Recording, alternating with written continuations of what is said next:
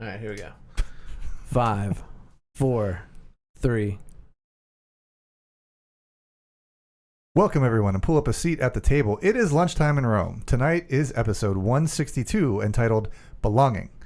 Does it matter to you that you have a close-knit friend group? Are you always on a team or part of a club? Do you love and enjoy being a part of your family? Does it matter to you that you are good at whatever role you play in a relationship? If you answered yes to any of those questions, you probably have a high need for belonging. We're talking about that tonight here at the table. So please pull up a chair at the table and join us. First-time listeners, you can subscribe on your favorite podcast app or listen directly on lunchtimeinrome.com. While there, you can take our relational needs questionnaire. Make sure to follow us on all social media, and it would be great if you gave us a 5-star review. Jay, what specifically is this podcast about? Being alone, well, it's the worst. Good times aren't as good, and bad times are worse when you are all alone. Romans 12:15 says to rejoice with those who rejoice and mourn with those who mourn. That is how you keep people from being alone and what this podcast is all about. We demonstrate that in the first 15 minutes of the podcast and talk about it for the rest. So while it may not be 12:15 in Rome, we're treating it like it is lunchtime in Rome. Yes, sir. Yes, sir. We're back. Yes. Most of us. Most of us. Yeah, still stands It's a Chris. ragtag bunch. He's still in Ocracoke. Ever heard of it? Titusville of the Carolinas. Titusville of the Carolinas. So right before we started, I got a message. I'm selling an old phone of mine on Facebook Marketplace. It's crazy. Man, I am so frustrated. Oh. It's all spam. And then it was a real person because we had a real conversation. But this person was like a scammer. Like they had me request money via Cash App to get money from them. So I did that. Then this person sends me a picture of their phone, like not a screenshot, a picture of their phone of like the transaction of them sending me money. And I'm like, bro, I never got the money. And this conversation, it's like an hour out of my day. And I had made a video of the phone, like showing how it works, turns on, everything's good. Like I'm doing everything. I'm bending over backwards for this guy. And I'm thinking like, hey, I might actually sell it this time. And then he drops will you ship it? And I said, bro, you send me the money, I'll ship it wherever you want. He said, well, I have this girlfriend over in Africa that's doing research. I was like, oh, come on, man. Like it's every time. So here's a lesson to the scammers out there. Stop saying that you know Africa or somebody in some foreign country somewhere that you want to ship this thing to. I don't know what it is. Where's the scam? I don't know who falls for this. So he wants you to send it without getting paid? Yeah. He said, I sent the money. And then he said, look, MFer, where's my money? And I was like, okay. No, we ain't doing that. And I was like, well, now we're contacting the police. Did you say that? Yeah. I was like, I will contact the police. And he was like, I don't care. And I was like, great. Like, it was awful. What a drain. Oh, it was. What a drain. What are you trying to sell it for? $700. Okay, that's a lot of money. It is. But I know what I have. And you know what's out there. You're right. And it is what it is. So, like, it just boggles my mind. Like, and this isn't the first guy that is, like I've been stood up once. Like, I, set up a meeting. Guy said he'd pay in cash. Great. I meet you in a public place. Municipal building. They got a lot for that. They do at the police station. Yeah. Yeah. What, for public meeting places? Literally for transactions. Oh, okay. Really? Huh. So. Did not know. Yeah. That sucks. Yeah, it's horrible. You start adding up like how much time you spent on it, and you're like, all right, now if I could sell it for $600, it's going to be about $15 an hour. Yeah, I have my bottom. That some costs. Mm-hmm. Speaking of that, I have my erred 500 on Facebook Marketplace. Yeah. Lots of qualified buyers. Nary a nibble. In fact, you can't even get spammers or scammers. I can't even get scammers or spammers, whatever. It doesn't. I'll send Cody your way. I can't get any. No, please don't. I can't get anybody. But I have it on there for $3,500, and I put it on before vacation, and again, not a nibble. So I boosted the post today. I spent a whole $12 for the next 3 days to boost it. Now you get the scammers. So, now I'm now I'm on Lunchtime in Rome promoting it. So if you need a nice big tank of a car, great car, just drives needs well for like 20 minutes. 20 minutes. There you go. If you can get through that, Basically an electric car. Yeah, the transmission's not great. So, well, dude, and the price of used cars right now is crazy. yeah, that's why I'm that's why I'm not putting it out there for $500 or $1,000 because it's a great car. Crazy. Yeah. Kia actually offered to buy my car from me. They said it's 2 years old. We could probably get you into the same payment plan, just start over. And I was like, Brand new car. Yeah, I was like, I like my car.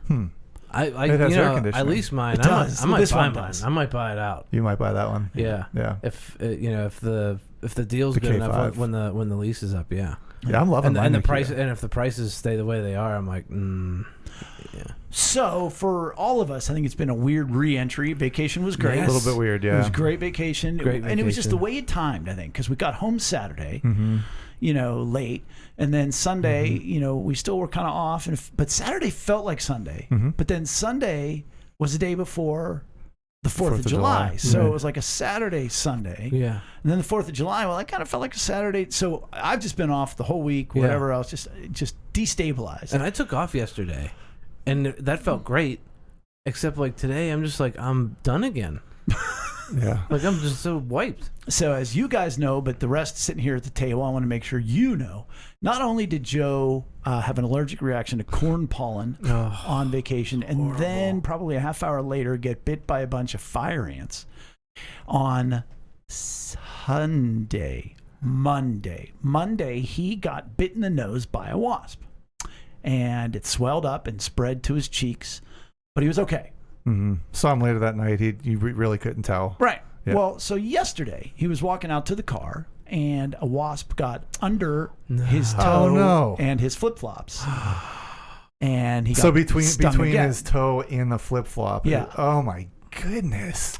This kid. And so his foot swelled up pretty good. Yeah. My goodness. So this morning he woke up and he had a fever and he had chills and his back was aching. Jeez. So I had to drive. We came COVID test, came back negative. COVID wasp. Yes, it was a COVID wasp and HPV wasp. And so I had to drive Leah to work, and now we got hunters working on our deck, which is, Huntsman Projects. Yeah. And he got rained out yesterday, which was terrible because it rained and then it stopped and he could have worked, but he sent the crew home. Right. So I had to drive Leah to work. I take Leah back. Joe's got an appointment to go to the doctor's. And in the meantime, an impromptu round of golf at Shenley with Todd. There you go. Okay. I couldn't have played much worse. Mhm. I didn't make a putt over 10 feet. Ugh. Get a phone call from Joe in the process that the doctor said that his fever and wasp situation. Oh, and the lady on the phone when we called, the nurse said, we've had a lot of wasp situations in these last few weeks. Bad season for wasps. Well, we've had a lot of wasp nests in our backyard. What about Amy Amy? got stung. Yeah, I got stung. Oh, I didn't know that. This was before vacation. Like we had 2 nests in our shed that I got stung by. I mean, climate change, wasps, whatever. But so then Joe calls me in the middle of this unbelievably humid and not very well played round Yeah. to say that the doctor said, Joe said, he said that my wasp and my fever are unrelated. And I don't know why. That's what the doctor said. No, Joe said. I don't know why. I said, so you know what he said, but you don't know why he said it. He That goes, sounds like me. Right. That And I sounds went, like me going to the doctor. all right, good deal. Well, Bella texts me. Well, the police are here. Oh my goodness. Excuse me? She goes, across the street. And you're still playing golf? Oh, yeah. Across the street, she clarifies. Right. 2-door, across and up. The very busy house. Yes, we know that one. Yes. And I said, how many? 7 or 8? Are you okay? Cops? 7 police. Yeah. Wow. So that goes on for 2 hours. So I get home. I mean, that day's coming. And, right? and after disc golf, I that played house? bad. I played bad. Yeah. But I had this weird feeling. And this week's been super busy re-entry. Physically or mentally? Or? Yes. all of it. A little angsty. Yeah. But I would go So through like my something mind. gnawing at you. Yeah, Yeah. but mostly physical. Like, is my asthma acting up a little bit? But Yeah. no, I'm okay. And I helped Todd move a mattress because new Young Life guy John Grissom's going to be staying at Todd's house. So that's Which great. is great. Yeah. And I've got sermons all lined up and, learn to love that I do on Sundays. It's still a little nebulous right now. I don't know where God's leading, whatever else. Okay, but I'm even working on a thing for my new volleyball coach that I don't have to. I'm just doing it for him. Mm-hmm. So, okay, the cops, I get out of the car, pouring down rain. 2 policemen are still there. There's 2 policemen left. And I get out and they go, oh, hey, Jay. I have no idea who they are. And I said, anything I need to know about? And they said, no, it's across the street. And I said, all right. I said, I'm not easily bothered. I said, it's fine. And they said, you want to stay and talk? And it's pouring down rain. I went, I'm good. And I went inside. So I get ready and talk to Bella a little bit, whatever else. I'm eating a little bit of dinner, 7 o'clock, and I get a phone call. I get a phone call from Denny Chisnell. Oh, okay. All right. Does it ring a bell for you at all? Denny Chisnell? Camp. Close. Yeah, I'm supposed to be preaching Yeah, you're in the lineup. Today. at his summer campground area cottages. Oh, Jay. Calls me at 7. What time am I supposed to preach? Man. Oh, Jay. 7 o'clock. Oh, man. It was so great. I'm sitting there on the couch and I was like, this is so bad. This is so bad. I didn't pick up. I was like, oh, get. Oh. I was like, why is he calling? And I just never, I worked on it. We talked about it on vacation. We talked about it on vacation. I You had a had thing it planned. planned. Have it planned. And Oh, I guarantee you, man. I have not thought of it since we've been home. And for whatever reason, I never put it in my calendar. Bro. And I said to Rachel, she's like, well, it's been really busy today. And with Joe and with this, with that, I'm like, yeah. But you knew about I it. just forgot. Yeah, Yeah. I know, and that's not like you. No. And she's like, where is it? I said, I don't know. She goes, why didn't you give you the address? I'm like, honey, this one ain't on him. I Yeah. said, it's not close. I mean, that's... no, it's Tarentum. It's whatever. Oh, okay. I mean, but you're a half hour out. Oh, yeah. Yeah, at And least. so I had to pick up the phone and... Oh, man, that's such a tough call. Oh, And man. we could talk about this in another podcast because, I came in hot. I said, Denny, I said, I cannot apologize more. I said, I could give you 1,000 excuses, but I simply forgot.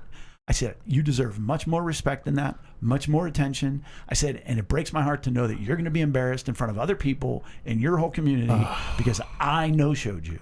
And I have no good excuse, and what I did was wrong and irresponsible. And here's my point on the potential topic. Like deer in headlights, like apology. Like, Oh yeah, like, I just came in with a shotgun, and a bazooka. Whoever apologizes like that, they're like, He's like, well, Okay. it's okay, Jay. It's okay. He goes, Tom Doyle, he's got something planned. He can make it work. And I've got something that I can do. It's okay. It's okay. And I'm like, no, it's not okay. Yeah. And I was wrong. And I said Yeah. it again. You deserve more respect because I know he's big on that. Yeah. I said, and the fact that you're, you got me, you scheduled me to be here, and I no show. It's not okay. wow. And he said, no, we'll do something, and I'll see you Sunday. And I said, good. I said, hey, look, I'll be praying that maybe the Holy Spirit's going to speak through one of you instead of me tonight, is the way, whatever else. And then I got off the phone, and Tom Doyle's an old friend of mine, and he lives there as well. So I private messaged him and put together a big apology, whatever else. He has not responded. But he's probably preaching. He's probably preaching. And what's so funny is that angst, gone. Yeah. Like my body was like, Yep. That was it. you got something to do. And I was sitting there going like, no, I'm ahead of the game on this. And it's just, Oh, man. there's just, and I, in the apology to Tom, I said, this is one of the easiest and hardest apologies I've ever had to make. So it's Yeah. easy because I just forgot. Yeah. There's no story. Right. I just didn't put it in my calendar Yeah. because I knew it was coming and I forgot. Wow. So that's how my day's gone. Yeah. Wow. What a day. And I'm not, it's just hilarious. Like I can't beat myself up. Like I just forgot. Yeah. That's all it was. And Like, sometimes it happens. and it was such a big thing. I didn't even put it in my calendar. Yeah. And Rachel's like, I don't use my phone for my calendar, but like, would you have gotten like a notification? And I said, yeah, 10 minutes. Like I get a 10-minute Right. heads up. So I could go on, but I won't. Much as I know Joe's fine. He's been at Leah's. So Wow, man. That's there's a lot there. I mean, that's rough for Joe. I mean, to have he's going to be afraid of everything. insects and corn.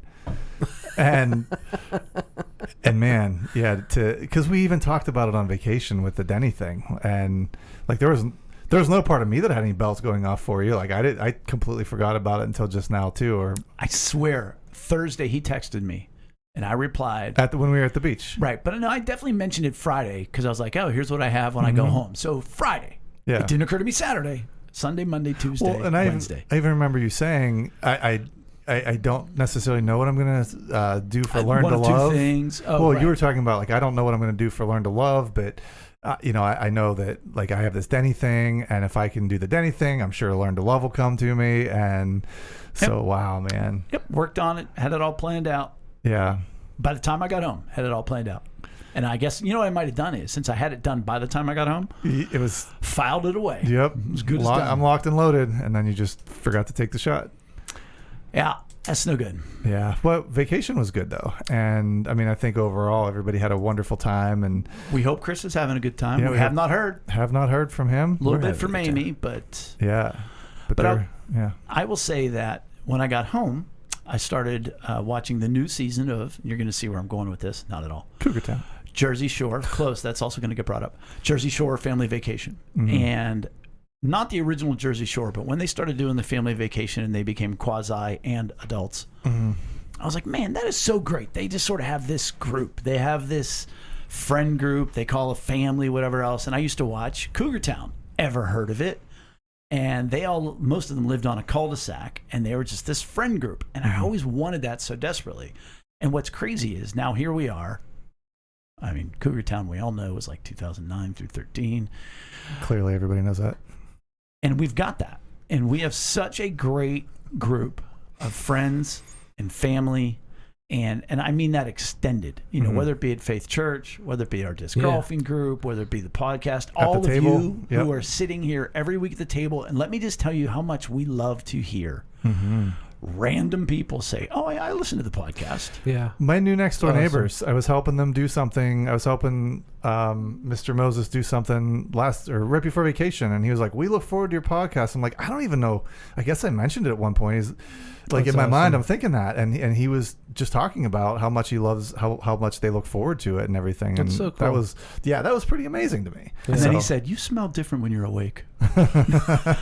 Well, you really looked into me. That's But that comes down to the need for belonging. And we have been taking a deep dive into each individual emotional or relational need. And if you don't have any idea about these, you can go to our website, lunchtimeinrome.com, hit the drop-down menu for the relational need questionnaire, and you'll find out what yours are, and then you can go back. We save each and every one of these episodes, and we have the outlines that we go from to fully explain what is it, how is it met, how is it not met, why do you have it, what do you do with it.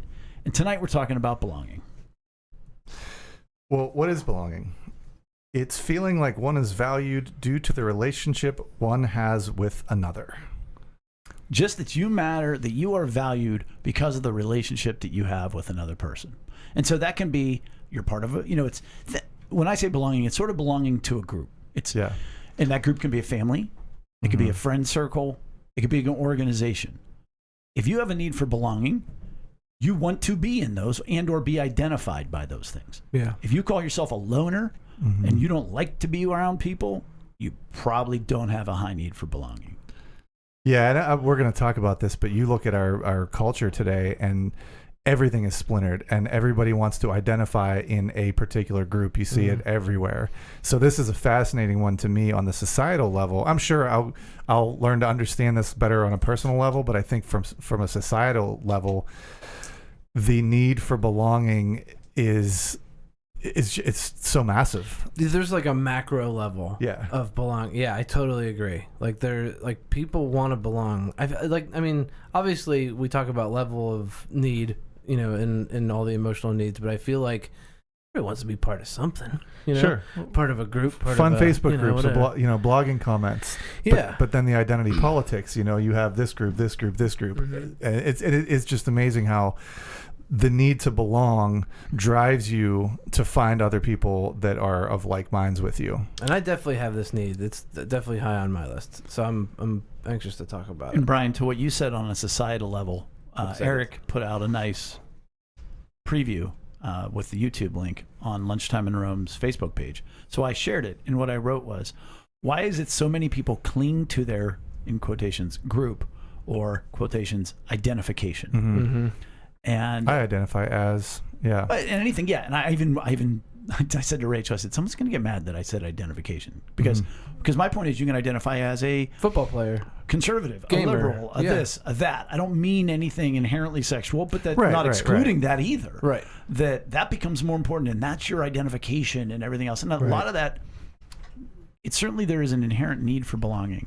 But I think in our world today, and this could even be a separate podcast as well, it has really magnified how alone we are. And we go back to our mass formation.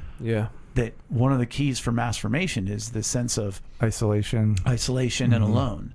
And that's why people, went to one tribe or the other. Yep. And that, enhanced, I think, an underlying need, or I would say actually not even need, but the hurt of not belonging, which it then creates the need. And that is, we always go over it.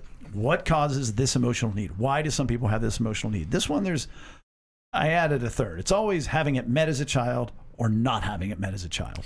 Well, yeah, and the third one you have is experiencing great rejection as an adult. But couldn't that be as a childhood as well? Sure, but to me, that's not having it as a child. So, either one is in your formative years. Yeah. You either had it met all the time and you're used to it, or you never had it met and you desire it. Yeah. So that would include that. Is why. And how do you define child? 0 to 12. Yeah. But really 16, 18, it's in there as well. Yeah. Because I got this could be part of the reason why I have this, but I remember when I was a kid, there was a moment where I was making some kind of stupid joke. I was being annoying, right? I was seeking attention. See episode 161. Yeah. Which I don't have a high need for attention now as an adult. But as a young teenager, I was making a stupid joke, and then I turned and I saw my best friend, since kindergarten, say, I hate him so much. I hate him so much, to one of our other friends. And you can feel that. I can feel that. And his eyes met mine because he didn't realize I was looking at him, and then he just just froze and looked straight forward. And from then on, I was like, man. And we'll talk about it in a little bit, but I still tried to be part of that group for my whole high school time and college. It was one of these things where I got rejected hard, unintendedly, but then I kept pursuing it, and we'll talk about that in a little bit. Right. Yeah. Gosh, that makes me so mad. Yeah. And not even mad, just sad, man. Sad for you to catch that moment. And oh yeah, dude, I was crushed. Somebody that you had in your life for that long. That would also create that need for belonging. Yeah. And for me, recently I've been doing a ton of work on myself. But one of the things that recently came up for me was I was trying to identify the lie in my life that caused a lot of other things to happen, and a whole different timeline to occur. And I had an experience in 9th grade and 6th grade, but more so in 9th grade.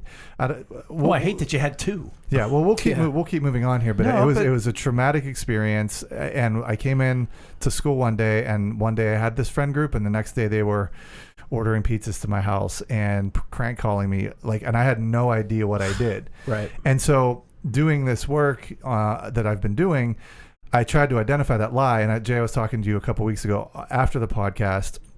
And at the time I thought the lie was I'm not worthy of acceptance. But then you brought up the fact, I think that would be belonging. Right. Because I was not part of that group anymore. And, and I don't feel like today I have a super high need for belonging. I feel like my other needs that we've discussed recently are those. So I feel like the need for belonging has become kind of a healthy balance for me at this point in my life, which is great considering how traumatic that experience was for me. And I would agree that you don't have a pressing need for it, but I would also say you're having it met. Yeah. Yeah, very much. I mean, you have so many groups that you belong to, and your family is so good, and it's so you went from being a her child to now being the her parent, and so that's true. Yeah. It's met all over the place. Very true. And I think that hurt also manifests itself in a lot of different ways. And then Brian, you said you mentioned acceptance, but we do want to talk about how this is different than acceptance. Yeah, I think it's a really important point. Yeah. Yeah. So very often people think what we're talking about when we say belonging is acceptance, because you think I'm being accepted into a group. Mm-hmm. But in reality, acceptance is being loved, being valued, even though you've erred or made mistakes in a relationship. And there's a podcast probably mid 150s. Yeah, mid on 150s acceptance. something. So that's the difference. It's being accepted even though you've made a mistake, whereas belonging is simply belonging to a family, a group, a people, organization, being identified by something beyond yourself, but yourself being a part of that group, family, or organization. Mm-hmm. Yeah, it's even before we came over here, Lex asked me what we were talking about, and I said belonging. She said, well, didn't you guys just do that?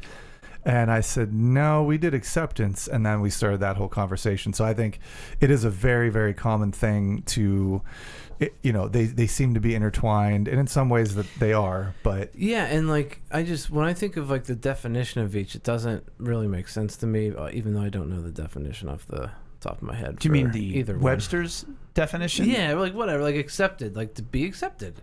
Like. You can't use the word that you're trying to define in the same sentence. Like being accepted to a university. Like I'm part of the group. I'm right. Part. You know what I mean? Well, that's why. That's why it gets confusing. Yeah. It's really, we need a different. People get confused on the emotional need of acceptance. Well, and there's another thing where this is also approval. It's under the emotional need of approval. Approval, blessing, belonging. Right. Whereas like, do you approve of me? Have I proved myself worthy to you? Like, have I done anything wrong to mess something up? Whereas acceptance is, I've done something wrong and I still need to be. Do you still accept? You know what I mean? So that's why it's like to me, it's just so confusing. But these couple are very intertwined. I feel like. But one is, maybe the one way to look at it is, have I proved to you that I belong? Mm-hmm. And the other one is, do you accept me even though I've I proven screwed up or I whatever? don't? Yeah. Right. Yeah. Well, how do you get this need met?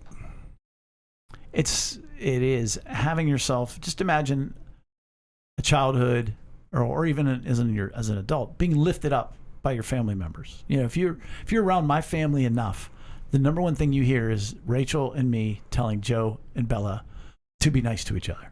To be nice. Stop picking on each other. Yeah. Stop whatever. Mm-hmm. And it was great because one time we had family in town and Joe and Bella were with some other people their age that we're loosely related to. And their eyes were like, holy The people watching cow. Joe and Bella? No. Joe and Bella were watching these okay. other kids treat each other horrifically. Yeah. And, and they were like, you yell at us? And they were just normal kids. Just, but Right. if you have a family where you're honored, it's important. The one way, when I teach this to people getting married, I say, when I would pick up Joe in kindergarten, I would do parent pickup, but then we went inside the school and just waited. And there'd be all these kids coming out. And the minute that I recognized where his face was in this sea of kids and I'd point at him, he would run up to me and I would pick him up and I would say, my boy. Mm-hmm. That's meeting that need for belonging. Yeah. I didn't say, did you have a good day today? Yeah. I didn't say, were you good today? Right. No, because he's my son. Right. You are valued. You are loved. And it's important that you are my son. Mm-hmm. So that's meeting his need Right. for that. We can also be treated well and valued by our friends too. So our friend group. You've given two great examples of how that doesn't work. Yeah. And that gets to how are we heard in that regard. Right. But, Right.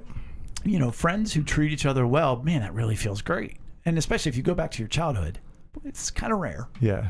Because you misunderstand so much Mm-hmm. that you may not even be mistreated, let alone how often we're mistreated. To be treated well as an adult by a group of people, and not just on a superficial level, but when you can start to get into some of the more nitty gritty stuff of life, still be accepted, still feel like you belong.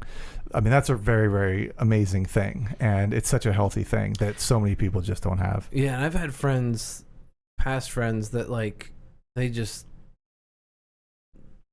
suck the energy out of you. Yeah. Or like they only call you when they need something and you're the one that's like reaching out. Like they don't really like, you don't like, I've had friends like, I don't feel valued at all. Yeah. And like, why am I putting so much energy into this? And it's like, it's one of those things like, it's okay to still have a relationship with that person. And like, hey, if you call me, I'm there, man, whatever you need, whenever you need it. But like, I don't feel valued. at times, in some of my previous relationships where You're it's just you're a a life preserver at some point, Right, yeah. Well, and that's even why, like, times where I've said things to you, Eric, and like I almost feel like you're surprised, and you're like, Oh, I'm always surprised. and you're like, I just like you're not comfortable being appreciated or valued. Oh, like when yes. when you got your Right. promotion. Yeah. Like what am I doing here with this? Right, being valued at work. Yeah. Another one is having importance put on the family name. And I was explaining this to a couple years ago now. And I said, it can be confusing between acceptance and belonging and respect. And I started to explain it. And the guy goes, makes perfect sense to me. And I was like, all right, why? And let's say his last name was Smith. He goes, I knew it was important to be a Smith. He goes, I belong to the Smith family. And I got that. He said that. I knew that from day one. He said, but if I got a B on a report card, my dad would put it on the refrigerator and circle the B and say, Smiths don't get Bs. And I would be punished until the next report card. He goes, so I wasn't accepted, and I certainly wasn't respected. Yeah. You're like outcast from the Smiths until you got that A or whatever. Right. Yeah. But he understood Smiths meant something. Yeah. And so if you come from a family that, it's important to be whatever you are. I mean, think of my kids. They think it's an anchor hanging around them that, there's Jay's.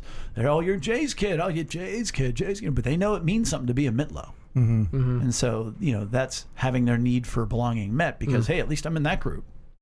Yeah, I start thinking about belonging. I start thinking about like the Corleone family, or some of these like gangster, terrible. Just like that in those traditions, that is such a huge thing. Is you belong to this family? Yeah, even just in just gang life in general. Yeah. Like whether it's like old school mafia Italian or whatever, like completely different things. Gangs, family business, it's different. Let's be careful here who we're talking about. But feeling included in part of a group, team, or organization, that makes a lot of sense. Yeah, there's not a whole lot. And we talked about that with Ethan, with like the musical, sense of belonging and whatnot. And that was really good. We kind of alluded to it at the beginning, talking about the different identity politics or social media groups that you belong to. It is interesting to look around our world, our culture, our societies right now and see how much value people place on belonging to this influencer's Instagram page or whatever it might be. It's just a fascinating thing. Yeah. It's funny though, just as I say, we don't need to flush this one out. When you were talking about, hey, you represent, this family and this, that, and the other thing. Every year, really since Todd has coached with me, beginning of the season, we tell the team, hey, listen, you don't just represent yourself. When you're, you have to behave at practice, but when you're in the school, when you're out on the weekend, you don't only represent yourself and your family, you represent this school. And then we say, and you know what? You represent us as coaches. And so if we get a bad report from another teacher about the way you're behaving, so I talk about all those things you represent, I don't ever see the needle move in one kid's eyes for a second. Yeah. So I'm going to flush that out at some point because they all need something, but it ain't, they're like, yeah, whatever. Yeah, I don't care because and maybe the reality that is, their need for belonging is met by their friend group that likes to walk late to class every day. True. And, or their friend group that likes to get into trouble on the weekends. Right. How is it not met? Quite simply being talked down to, ridiculed by family members. And that's in person on a day-to-day basis. But one I see happen so much is social media. Ugh. My idiot husband. Oh, gosh. Nothing gets under old ball and chain. Mine and Amy's skin. Like when people ridicule their spouse, like online or just in general, or in person, and even in just lightheartedly, it irks me. Yeah. Well, that's just not meeting your need for belonging at all. They're saying you're not good at being this. Yeah. And I was pretty high need for attention growing up, and so therefore I became the annoying little brother. And I can just remember the things my siblings said or did that said, you're annoying. You're not, you talk too much. You're this, you're that. And boy, it sticks with you, and you've got to do a lot of healing to not be that way. Yeah. not being included or ridiculed, ostracized by friends, like I talked about. That was for me, that rejection in ninth grade started this, and like I said, entire timeline for me. And I could see how certain patterns developed, but it all stemmed from that outcasting from that friend group. That hurt. It was one of the fundamental hurts of my life. And that is, just like you said, it was one of the biggest fundamental, biggest hurts of your life. But it also happens subtly, when you're just the butt of every joke. Oh, yeah. Mm-hmm. In your friend group. Yeah. Or like with Eric, with you. They would answer the phone when you called, but they'd never call you. Right. And so you go through that. It can be a one-time occurrence, or it can be a slow drip that just slowly eats away and, causes that need to be greater. You can simply just have no family or a family with a poor reputation.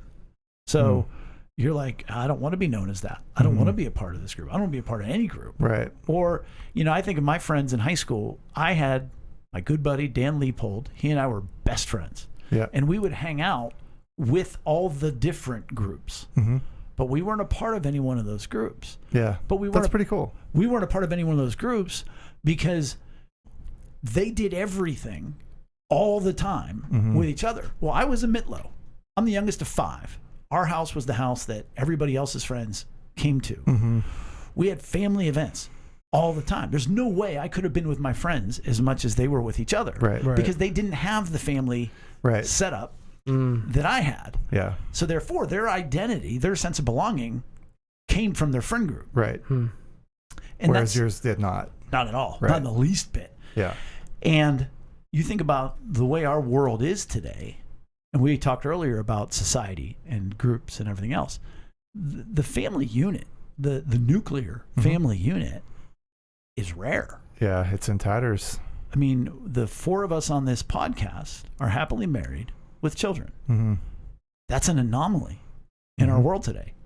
Having both parents intact, let alone happily married.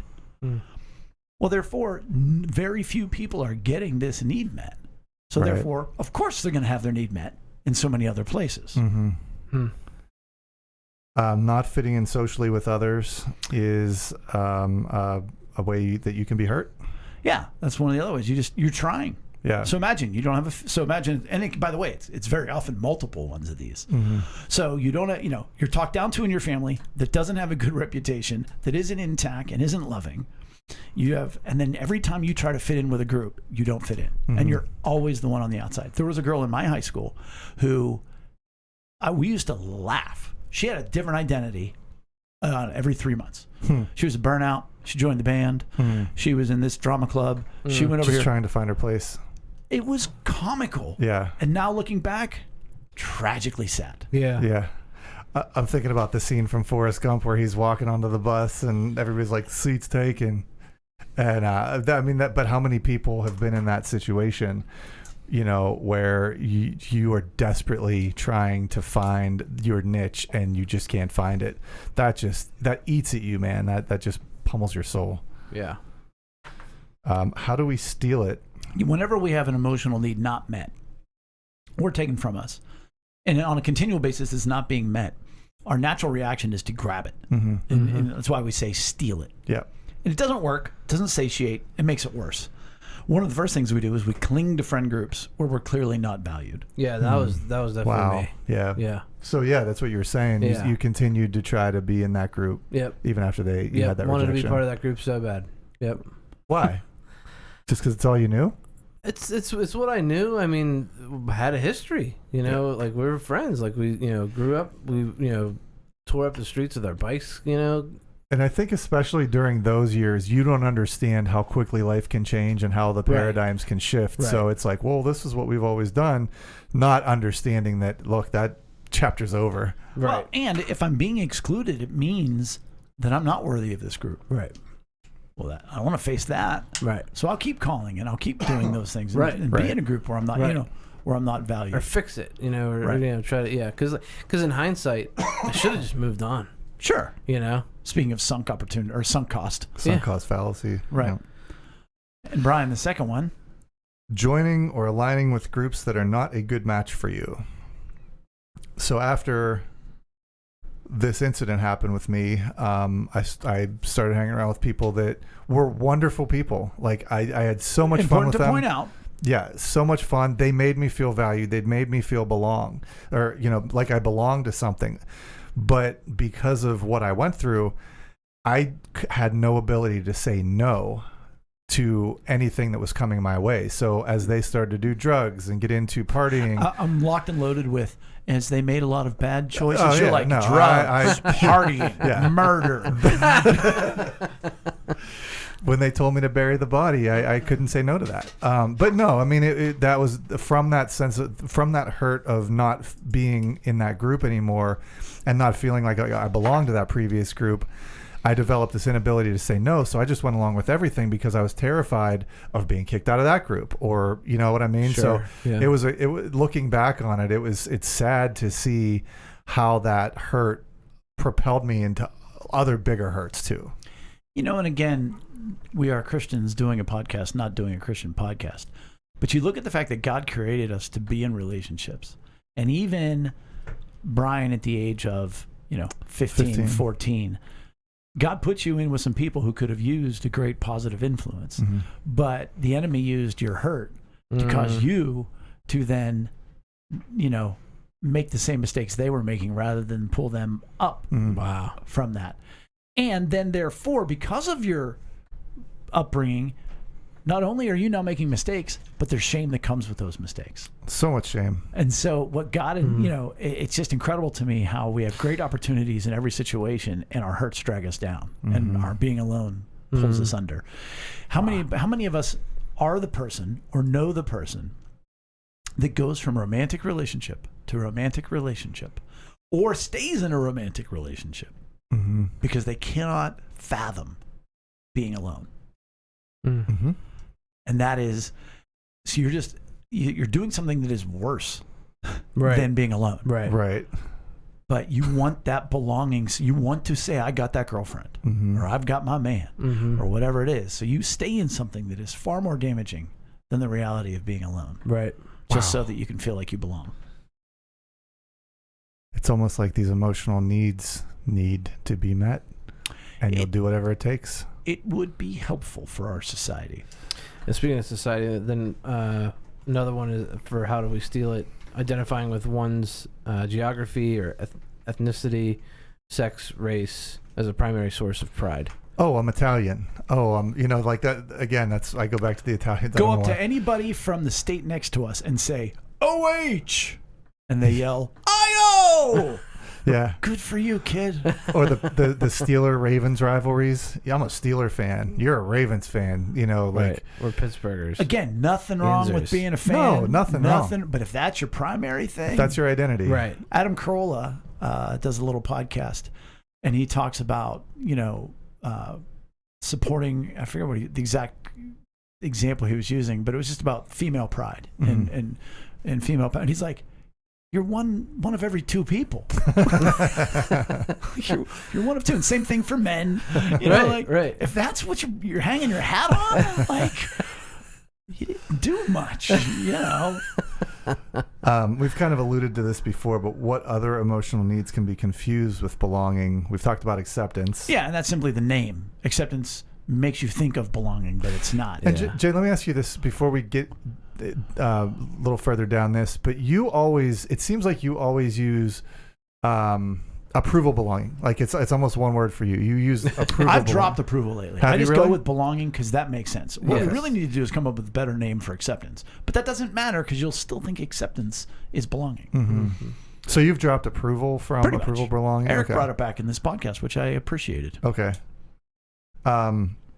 But besides acceptance, security, you can confuse belonging with security.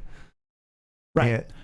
Go ahead. Because you're sitting there and you're like, well, I don't want anything to go bad in this relationship, whatever. Well, that could be because your high need for security. It's not your need for belonging. You just don't want anything to be wrong. You want to make sure everything's okay. Everything's fine. It's not fear of being alone. It's fear of change, fear of, being screwing up in a relationship.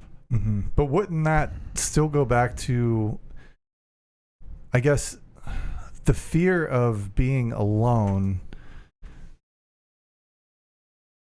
you're saying the security aspect of that, but isn't that what belonging is too? Like I don't want to be alone, so I want to belong to this person. I want to be with this group. It's a little chicken and egg. Yeah. Because if you have a high need for belonging, you're always going to make sure that everything's okay. So you might also have a high need for acceptance. Mm-hmm. You also might have a high need because you want to make sure you're not screwing up. I have You might both. always be checking in on people. Can Hey, are confirm. we okay? Are we okay? Are we okay? But you also are worried about everything else in the relationship. So it's actually your overall need is for security, not necessarily for belonging. You might come from a great family. You might have a great relationship. But your high need for security makes you check in at work all the time. Mm. It's not that you really identify with work. You just don't want to lose your job. Interesting. See, I don't feel like, and I on the test, I don't have a high need for security, but I do have a desire to check in with people. Hey, how's it going? How are we doing? Like, are we cool? So. And that would probably go more into acceptance for you. It could be acceptance. Yeah. Yeah, like, are we all right? Because I don't want to find out later Right. that we're not okay. Right. Right. Which also is, to a degree, security. I don't want to be blindsided. Right, and that's what I was going to is like I said, I don't feel like I have the need for I know I don't have a high need for security in most areas of my life. Like put me in the middle of the wilderness, and I'm not gonna I'll find my way out, and I don't need support. So, but I think with relationships, especially relationships that I've really invested in, it is important for me to, where are we at? Just do a temperature check from time to time. So I guess that is kind of the combination of security and belonging and acceptance that all culminating in that. And the example I just used, the opposite is true as well. You might have such a high need for belonging, you think it's security. Mm-hmm. Or it could be, that I can't lose this relationship, so I'm going to check all the time. Mm-hmm. Because if I'm alone, that's the worst thing in the world. Yeah. So you think you have a high need for security, but in fact, it's a huge need for belonging because you're afraid to be alone. And in that regard, and I talked about it with my guy, the Smiths, Mm-hmm. You might think you have a need for belonging, but you actually have a high need for respect. Mm-hmm. It's not that my father, my mother, my wife, this organization treated me poorly. Mother effer ain't nobody going to treat me poorly. I don't care who you are. Mm-hmm. Well, it's not a function of your relationship to them. It's simply you as a person. Going back to the Corleones, I feel like that would be Sonny. He's like, I'm part of the Corleones, and he flies off the handle. But that would be respect versus, say, Michael, who might feel more like he needs to, especially early Michael he feels like he needs to belong. Sorry, we're getting into the Godfather. Not sorry, really. I am actually quite Godfather deficient. I've seen one probably twice, two once, and like half of three. I did not care for it. It insists upon itself. The Money Pit. That's from That was a the quality Family film. Guy. Family Guy. So you said respect. All right. How can we meet one's need for belonging? I love when we get to this part because I think we muck and grind through a lot of this, and it's sort of murky and okay, and I understand. If we just all focused each week, the following week after we do this podcast, on doing these things, man, the people around us will be blessed. Mm-hmm. And when you find that, you'll know. So like this is the takeaway. This could be the takeaway section. It could be. Yeah. Yeah, this is the first part is the put in, knowledge we're putting in, and this part we take out. Action steps. Except then we'd have to flip because the last part also is sort of intrinsic. But, matter of fact, let's do that. Yeah. Let's cut and paste, I Eric. like it. So when we do not receive, so anytime we have an emotional need that is not met or taken from us, that's what we call a hurt. Too often in relationships, people don't even say they're hurt. And if they do, they say, oh, that hurt my feelings. Okay, great. How? Right. Then beyond that, where does the hurt go? It goes to anger, fear, guilt, and self-condemnation. Well, how does not having your need for belonging met? With fear, it's the constant worry that you're going to be kicked out of a group or a relationship or an organization. You're just always, because that's happened to you in the past. And you think about people who have been cheated on in a relationship. And the next time they get in a relationship, they're scouring through that other person's phone. They're following them here and there. That's where the fear manifests itself. What about guilt? It's feeling as if your actions have caused the exclusion or loneliness. So you're the one that caused your exile. And Brian, you said for your hurt in 9th grade, you said, I didn't know what I had done wrong. No idea. Who's to say you did anything wrong? I don't Maybe think they I were- did. I don't think Right. I ever did. Like, But that's your reaction is, what did I do wrong? I was And that's so anybody's- bewildered. That's anybody's reaction. Sadly, Eric, you had a reason. You were like, I'm in the middle of an awkward joke, and this kid's saying that he hates me. Oh my gosh, it's my fault. Mm-hmm. And you carry a good bit of guilt with you. A little bit. Although you're a little more self-condemnation, aren't you? Yeah. Which leads us to self-condemnation. Yeah, the belief that you yourself are not worthy of being included. And it just sounds sad. so again, guilt is I've done this thing. Self-condemnation is I'm not worthy of this thing. It's almost like there's nothing I could do. Mm-hmm. You are versus what you did. Correct. Well, and I'd also say, like, after that, like, I didn't feel worthy. Well, I'm not worthy. Like, Right. what do I put into the ring? Right, even in the friend group. And you actually probably felt like that, which is why you had the need to tell the jokes that were silly or inappropriate or annoying or whatever else. Because clearly, myself, I'm not worthy. Maybe this joke is worthy. Right. Which goes back to your need wasn't being met. Right. So you're trying harder and harder to be included, to have that approval, belonging. Right. I'm funny too. Right. Yeah. And you are. Anger, any sense of exclusion is met with sharp verbal and relational reactions. I've seen that. Mm-hmm. And I mean, that's, again, here I'll say we don't need to flush it out. And then we'll end up talking about it for 20 minutes. But it's just if I feel like you don't belong, if I feel like you are excluding me, you're getting a sharp word. I'm going to mother F you, tell you off, cut you off. I know somebody I had a conversation with today, and I said, look, your MO is the minute you're hurt, you're like, well, you're dead to me. Mm-hmm. So maybe this time you can manage it a little differently. But if go ahead. So I get there pretty quickly. Like, I'll give you a couple chances, but then after that, it's you're dead to me. You're not dead. You're just dead to me. So is that belonging, or I mean, I feel like that's other. Well, it depends on how they're hurting you. Right. Mm-hmm. If they're excluding you in something. Yeah. See, I don't get that reaction. I feel like it's probably maybe respect. Yeah. I guess I don't get that with the excluding me. It's more like, all right, well. How about acceptance? Like, if you've done something wrong and then like they don't, and you're like, all right, fine. Yeah, when we went over those ones, I was like, yep, that's it on the head. But I think with this one, the anger isn't it. That doesn't manifest like that. You're dead to me, kind of a thing. Right. But you think about the person that's had 1 billion relationships. Mm-hmm. The minute they feel like they're going to be cheated on, the minute they feel like they've been disrespected, that they are not valued as a boyfriend, a girlfriend, a husband, a wife, goodbye. It's over. Mm-hmm. Yeah. Wow. Because the anger builds up. Yeah. And they just shut it off. Yeah. But let me ask you guys this question. Jay, what's the question? What can we take away? How can we just be those people? Because you know what? There's not a lot of those people out there that are walking around making people feel better about themselves. Not a lot. No, it's such a free ride. I mean, like, you get to be known as a good guy so easy. Mm-hmm. Just give people walking around wanting to belong, wanting to just have some identity beyond themselves. Here's how we can bless them. You can include people in your group, friends, social, family, or family. Right. Your immediate family, But then also whatever your family is. So, yes, that's nice in theory, but it's hard to welcome somebody sometimes into your group. And well, with Christian's Not a Christian podcast, because a lot of times it's like, really, God, them. You want me to invite them? Come on. Well, but I think this is where we got to talk about this a little bit. Rachel and I have different attitudes in this regard. Mm-hmm. And I want to make sure I respect my wife, and show the value that I place on her and what she brings.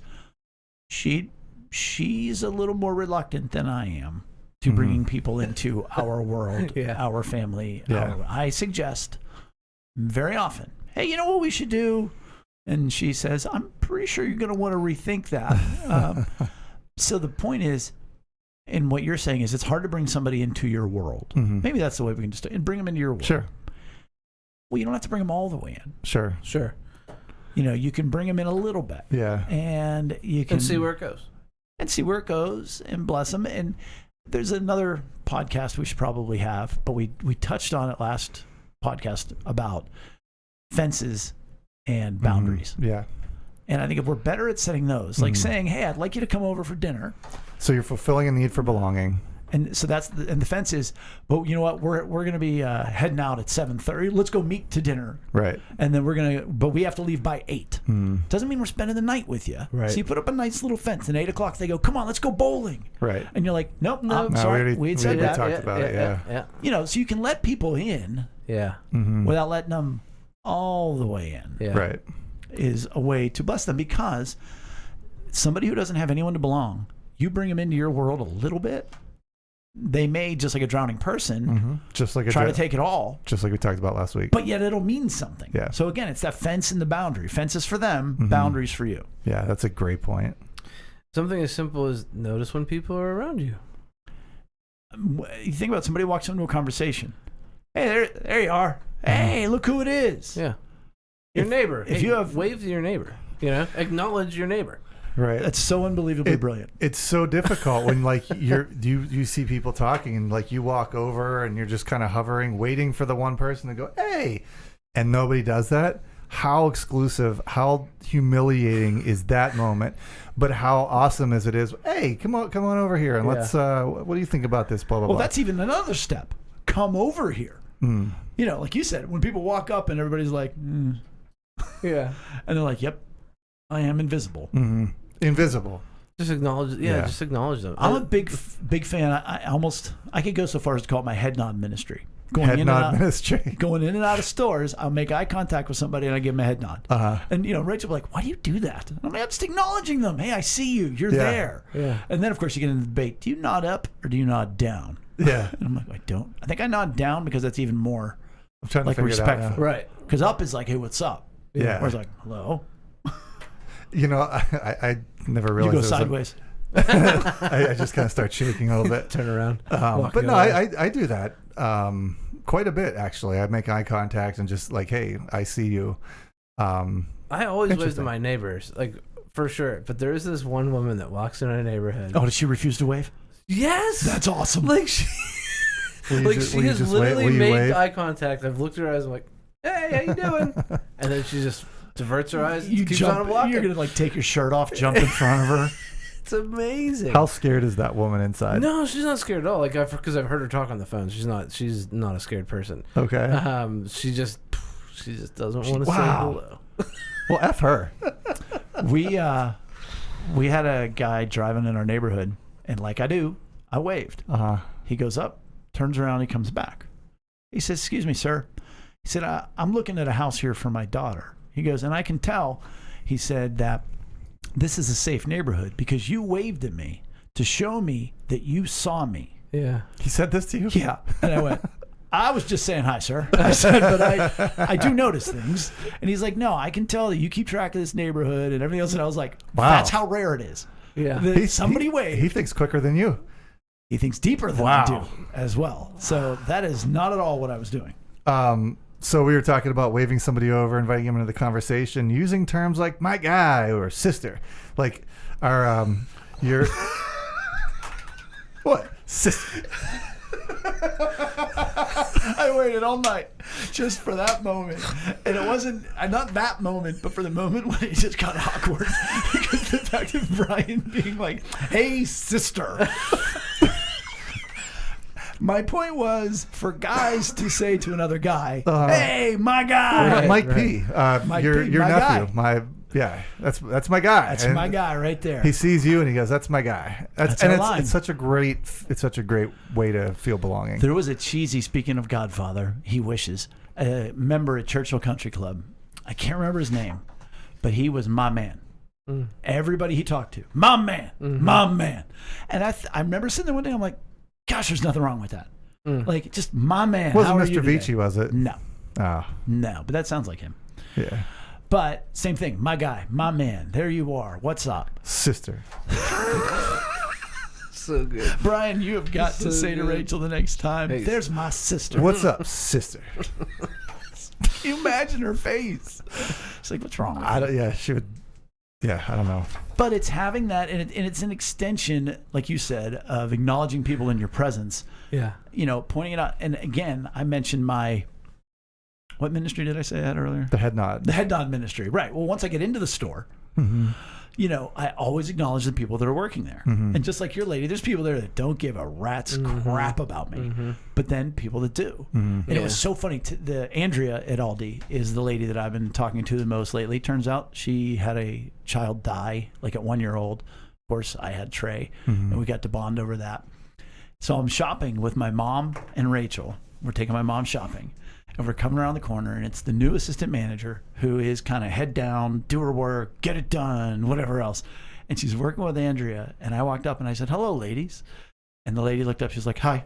And Andrea's like, "Jay." And I said, she goes, "How are you today?" And I said, "Oh, I'm shopping with my mother and my wife." I said, "How can I be any better?" And she's like, "Oh, that's great." And you see the manager look over like, how do they all know each other so well? I'm like, "Come on into our group. It's fine." Right. She's like, "No, I'm angry." I'm like, "All right." But acknowledging. Yeah. Terrell is my new friend at Aldi. All right. That's great. He looks very angry, but he's actually quite nice. Nice. You can also tell people that they're good at being however they relate to you or a role that they have. So telling people that they're good at what their role is in your life. I was just listening to the Nate Land podcast, if you're interested. And the guy was talking about, he was like, "Man, I really admire when I'm like at a gas station and they get a line going and then they're working 2 cash registers and like to keep the line moving." And they actually talked about like, "Well, do you ever like say, 'Good job'?" And he's like, "No." And I was like, that's the perfect opportunity to say, "Man, I thank you for doing such a good job. You are great at what you do, and I appreciate it." Like, I'm in line at Big Lots on Sunday. Yeah. Was it Sunday? No, it was Monday, 4th of July. And I'm watching this lady, and she's just same thing. She's helping everybody. I'm like, when I get up there, I'm going to tell her she's really good at what she does. The woman ahead of me is asking about the rewards program and why she's not getting the emails. And this lady goes so deep into a conversation with her. And I'm like, I don't think I can tell her that at this point, because now I've been sitting here for like 10 minutes. But to the original point, saying to somebody you're in a relationship with, you know what, you know what, Lex, man, you're a good wife. If she has a high need for belonging, that's going to mean something to her. But even to somebody you're not in a relationship with, I say very often to people that I work with or that I meet with, or I mean, again, I'm a pastor of a church. You're a good dad. He's not my dad. Yeah. But you know what? You are a good dad. Yeah. So they're like, okay, so I do have value in this relationship. Right. It's such a powerful practice to exhort somebody. And don't lie. Yeah. Well, right. But to call out a specific angle that they may not, that might be pressing on them that nobody ever tells them, or that they don't hear enough, it's like gold. It's wonderful. You think good? Well, you think about somebody that is in an organization. I'm trying to think of one. That doesn't get a lot of high praise. Say you're in Rotary, which is like, that's a good service organization. It's big in the 80s. It's still hanging on. It's doing well. Social work. But you go like, man, you know what? Rotary's lucky to have you. Well, they're in an organization. Who knows what they're getting within the organization? Right. But to get that, you say to a pro football player, "You're really good at football." That ain't moving the needle so much. I made the NFL. Right. Why, thank you. Right. But yet, you say to somebody, whatever organization they're in, boy, you're really valuable to them. Because they may not be getting it from the organization. Sure. So you give it to them. Now are we getting into appreciation, whatever else? No, you're a good, scout. You're a good council member. You're a good whatever. Right. It meets that need, because that's why I got into this in the first place. Yeah. Yep. To be good at that. Very often, especially online, people do not point out what is good about people. It's true. And very often people go through things and people want to help, or people want to try to join, want to make people feel better, but they miss the mark. Very often people just butt into a conversation online and not joining somebody who's celebrating. Hey, I got a new car. Wish I could afford a new car. Hey, we had a great vacation. Oh, must be nice. Or, hey, look what I made for dinner. oh, yeah, I like most of what you have on the plate. There are times we just miss joining somebody in their emotions. We talk about that every week with being alone, is joining somebody in their emotions. Yeah. So Eric has had a brilliant idea for future podcasts we need your help with. Oh, I'm pitching it. That was a setup. for Sorry, you I right thought you were there. going to keep on going. No, but we thought that we could get some just smooth transition right there. No, so if you want to send us some examples of maybe some experiences you've had in particular, and we'll keep it anonymous. We're going to take some screenshots. If you want to send us just text, we'll figure that out. But if you want to send us examples, or if you find one that's out in the wild, maybe there's some politician that posted something and then they just get, hounded online. Well, if you're like in me, ways you that are don't know crazy. 4/5 of the people on your Facebook feed. Mm-hmm. So Right. there's times you see comments on there and you're like, I don't even know the person that it's talking about or the person commenting. Right. But they missed the mark. But we will keep things anonymous. We'll blur things out. But please send us anything that you feel is just not a great response, and a Or lot of hurtful. times, or hurtful. It could be hurtful, but it's also there's ones that are just like, man, you know what gets me, and I don't know. It's what gets me is like there's somebody will plan an event, like they'll have a birthday and they put up a Facebook event, and then like there's people that post that they can't go, like they say like can't go. Like, or, whatever. And I was like, why don't you just message them privately instead of doing it publicly? Or like instead of like joining, like, instead of saying like, you could say like, oh, I hope you have the best time. Looks like it's going to be fun. Like just like, it's also these little moments that are just like, why can't you just join me and just be happy? Like, why do you have to like be, put a damper on it? So it can be simple, it can be pretty outlandish, and hurtful, but yeah, all that stuff. So is it going? Are we asking for just like not responding well and hurtful, or are we saying if you see a really good response? absolutely. Okay. Oh yeah. Do the So good we can do too. If you positive find and that negative. one good response online, send it in. Yeah, that one every other day. I've been trying to do that. I've been reaching out to other streamers online that I just feel like they need a little bit more attention. They deserve it. They're working Sure. hard. They're grinding.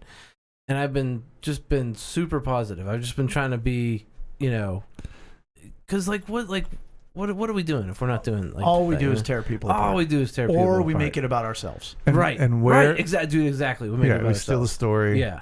And where can people send said screenshots? You can send them to lunchtimeinroom@gmail.com, or if you'd like, you can Text Eric at 4. you can also message us on Facebook. We receive messages privately, or if you want to post it if you're fine with it being public, you can post it right on our Facebook feed. We'll be there. Anything else, guys?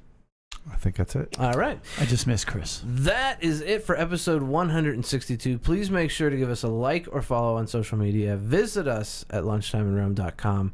While you're there, please take that relational needs questionnaire. Thanks for joining us at the table for Lunchtime in Rome. We will see you next week. Bye. Bye.